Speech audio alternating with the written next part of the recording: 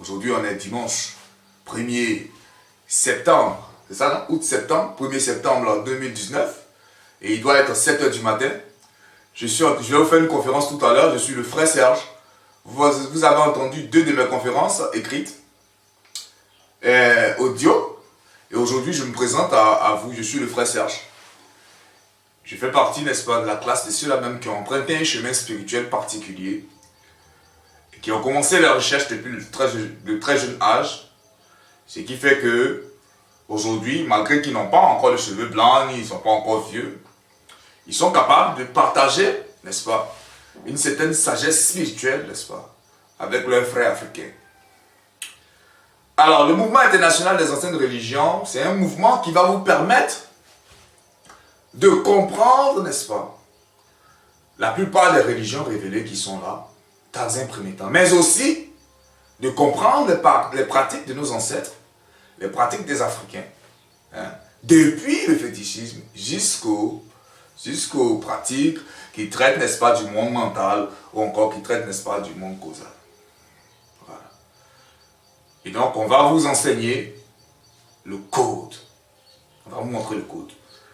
Mais avant, il est important pour moi de faire quand même une petite historique, de vous expliquer un peu comment ça commence, où ça a commencé cette humanité, quels sont les enjeux qui sont là, et pourquoi les religions secrètes, c'est important de vous expliquer. Et où on va? Ok. Vous devez comprendre que lorsque les seigneurs de la vie et de la mort créent une race, c'est pour un seul objectif, c'est pour récolter, n'est-ce pas, à la fin du temps qui a été imparti à cette race, soit des anges, des puissances du ciel, soit des démons. Donc c'est pour récolter des habitants des différents royaumes. Donc dans une race ne peut naître que des puissances célestes ou des puissances démoniaques, des anges ou des démons. Ok? Et c'est comme si on donne au corps physique, on donne à des essences des corps physiques, pour qu'ils aient la capacité, n'est-ce pas, de construire des corps spirituels, ok, de s'individualiser,